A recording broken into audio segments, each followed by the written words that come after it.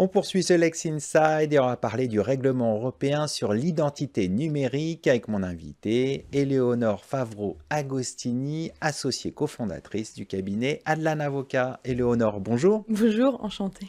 Nous allons parler ensemble du règlement européen sur l'identité numérique et on va voir son rôle pour renforcer la lutte contre l'usurpation d'identité. Tout d'abord, qu'est-ce que le portefeuille d'identité numérique européen et comment fonctionne-t-il? Eh bien, donc le portefeuille d'identité numérique européen, ou EUD Wallet, est un moyen sécurisé d'accéder aux données et de partager des informations d'identité, mais aussi tout autre document officiel ou important. Et il va prendre la forme en fait d'une application numérique que chacun aura sur son téléphone et qui permettra d'accéder à divers services à la fois privés et publics D'accord. pour pouvoir sécuriser en fait les échanges de ces différents documents. Et du coup, chaque citoyen aura créé une identité numérique qui lui sera propre et qui sera vérifiée, mais D'accord. également il pourra utiliser une signature électronique qui permettra de ne plus avoir à se déplacer dans les administrations et de pouvoir signer officiellement des documents à distance et également de partager certains documents qui seront utiles. Alors pour bien comprendre, quels sont les avantages de ce portefeuille numérique? Alors déjà, la praticité et le gain de temps, effectivement, parce qu'on va pouvoir ne plus avoir à se déplacer auprès des administrations. On n'aura plus besoin également de fournir de copies papier ou encore de partager ces documents par le biais d'emails ou autres. Donc ça permet de les D'accord. sécuriser et de gagner du temps.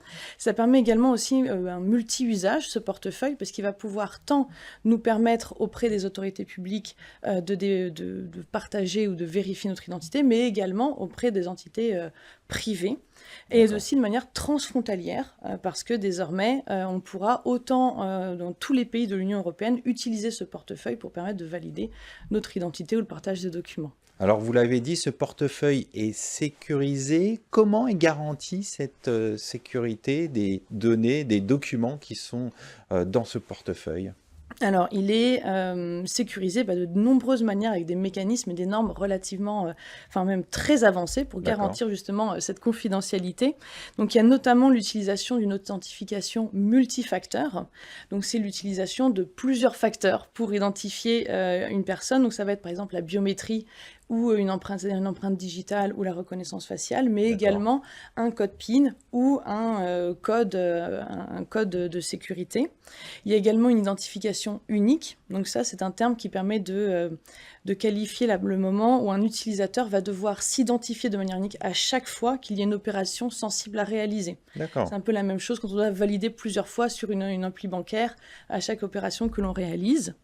Il y aura également les documents qui seront contenus, qui sont vérifiés et fiables, parce que ce seront les autorités des États membres qui vont pouvoir valider quand on voudra ajouter un document. D'accord. L'autorité européenne, enfin la nationale, va la valider, et ce qui permet d'avoir aussi une grande fiabilité des documents qui sont sur le portefeuille européen. Il y a aussi un partage minimal et contrôlé des données. Ainsi, si vous voulez par exemple faire vérifier votre date de naissance auprès d'un service, eh bien, vous n'aurez pas forcément à donner votre date de naissance. D'accord. Leur portefeuille vous permettra de valider directement votre âge sans que vous ayez à donner davantage de précision D'accord. en plus. Et enfin, il y a aussi un chiffrement fort des données. Donc ça va être des normes de sécurité importantes et également un stockage sécurisé parce que D'accord. les informations sont conservées sur votre téléphone et pas dans un stockage centralisé, ce qui permet d'éviter tout ce qui va être fuite massive de données. Alors, vous évoquez la fuite massive de données. Du coup, la protection des données personnelles est vraiment garantie dans ce portefeuille? Oui, parce que si vous avez, imaginez vous perdez votre téléphone, vous avez des moyens simples pour faire fermer et contrôler D'accord. votre portefeuille, le bloquer, un peu comme l'accès ou une carte bleue ou une carte bancaire. Et également, chaque téléphone, au final, est un élément extrêmement sécurisé que chacun a. Et il se sera assez facile, du coup, en chiffrant très bien la partie numérique qui est rattachée au téléphone, de protéger ces données.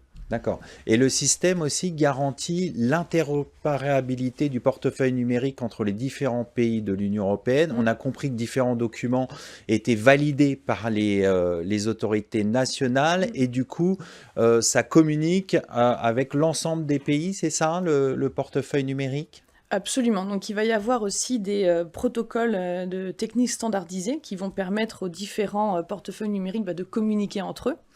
Évidemment aussi, tous les portefeuilles seront disponibles dans plusieurs langues, Bien dans sûr. toutes les langues de l'Union européenne. Les signatures électroniques seront également interopérables et permettront de signer tant en France qu'en Espagne. Il y aura également aussi une conformité à tout ce qui est les standards IDAS, donc c'est tout D'accord. ce qui est l'identification électronique, donc c'est vraiment les règles de confiance identification électronique qui sont uniformisées dans l'Union européenne. Il y a également le cadre d'une gouvernance européenne avec justement, pour résoudre le problème d'opérabilité, il y aura un cadre européen de contrôle de ce portefeuille qui est créé. D'accord. Et enfin, toutes les autorités nationales pourront également coopérer entre elles en cas de souci à ce niveau-là. D'accord. Pour aller plus loin, quels sont ces types de services publics et privés qui auront accès à ce portail numérique? Eh bien, il y a un très très large éventail. Il y a notamment tout ce qui va être les services évidemment d'administration et du gouvernement. Donc, on pourra autant l'utiliser pour des élections, pour s'inscrire D'accord. sur les listes électorales, pour remplir sa déclaration d'impôt, qu'également pour tout ce qui est dans le domaine de la santé. On pourra avoir un seul dossier médical, on pourra obtenir aussi ses prescriptions sur le portefeuille numérique européen. Ensuite, d'un point de vue privé, il y a notamment les services financiers et bancaires qui nous permettent autant d'ouvrir un compte bancaire, mais également peut-être de souscrire une assurance. D'accord. Éducation et formation, avec autant l'inscription auprès de certains établissements que la réception des diplômes obtenus.